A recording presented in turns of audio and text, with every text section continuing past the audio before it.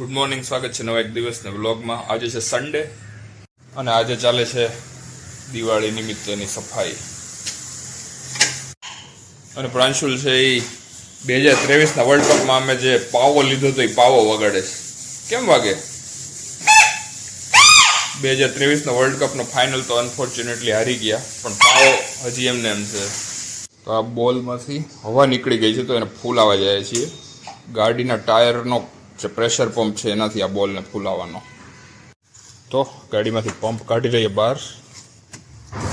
આ પંપ છે, આનાથી હવા ભરવાની છે.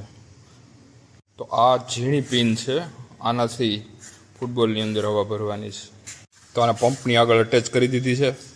તો હવે ચેક કરી જોઈએ. તો પ્લગને અટેચ કરી દઈએ અંદર અને ગાડી સ્ટાર્ટ કરી દઈએ.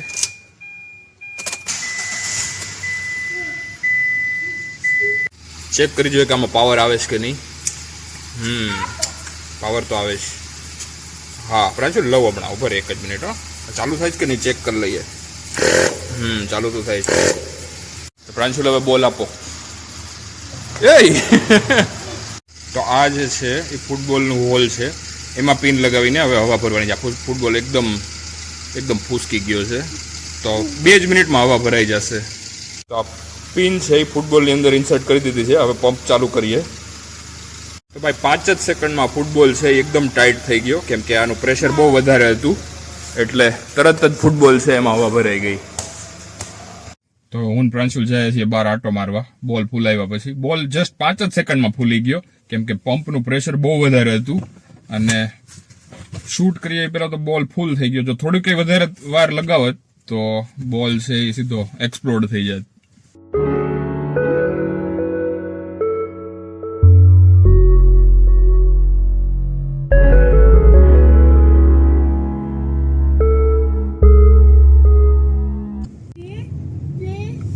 આજે અહીંયા ફાઇનલી રોડ બનવાનું કામ ચાલુ થઈ ગયું છે.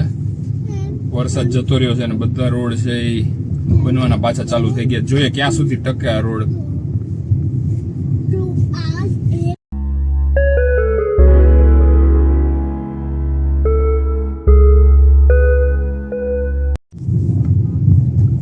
તો પાછા જાય છીએ ઘરે. રોડનું લેવલ એટલું ઊંચું નીચું છે ને કે ગાડી ઊંધી પડી શકે છે.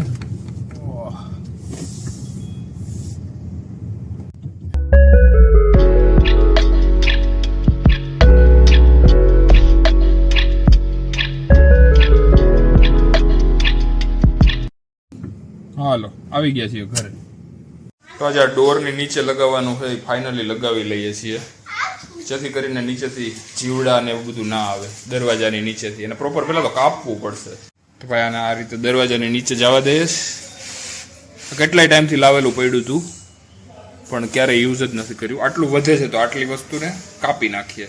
તો એના માટે આ જે કટિંગ પેડ છે એને નીચે રાખી દઈએ, જેથી કરીને ટાઇલ્સ ખરાબ ન થાય. અને હવે આ ચપ્પાથી એને કાપી નાખીએ. ફાઇનલી એની પ્રોપર સાઇઝમાં ફિટ થઈ ગયું છે. તો હવે સાફ કરીએ છીએ ગેજેટ્સ અને ઇલેક્ટ્રોનિક આઇટમનું જે ખાનું છે એ. એમાં લગભગ તો કંઈ કાઢવું પડે એવું નહીં હોય, પણ તોય જોઈ જોઈએ. ભાઈ અમને એમ હતું કે આ ખાનું છે યાની અટેચ છે, પણ આ ખાનું તો અલગ જ છે. આખું બહાર નીકળી ગયું. અને અંદરનો 5-6 વર્ષ જૂનો કચરો કેટલો બધો છે. આજે પહેલી વખત દેખાણું. અનચાર્ટેડ ટેરિટરી. ભાઈ સાફ સફાઈમાં મળી છે લેટસ સી બાય યશવંત કાનેટકર. જે તે જમાનામાં આ બુક બહુ ફેમસ હતી, હજી એમને એમ છે.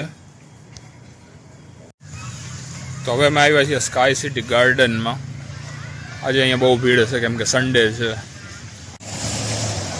અંશુલ જાઉં જ ને અંદર? ચલો. અંશુલ શું બનાવે છે? માટીમાંથી કંઈક બનાવ મંદિર, ઓલું આમ ત્રિકોણ પહાડ જેવું.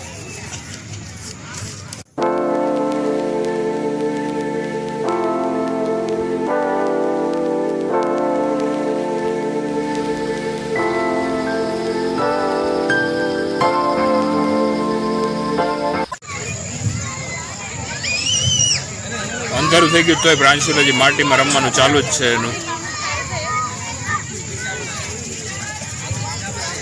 તો ગાર્ડનમાંથી પાછા આવી ગયા છીએ ઘરે. તો હવે પી લઈએ ચા. પ્રાંશુલનો હોવાનો ટાઈમ થઈ ગયો પણ એના નખરા બંધ નથી થતા. કંપાસમાં નાડું બાંધીને ચારે બાજુ ફેરવે છે. પ્રાંશુલ બધે ભટકાય છે. પ્રાંશુલ તું પડીશ. જો હમણાં પડત. તો આ સાથે જ આજનો દિવસનો બ્લોગ કરીએ છીએ end. Good night, take care, by.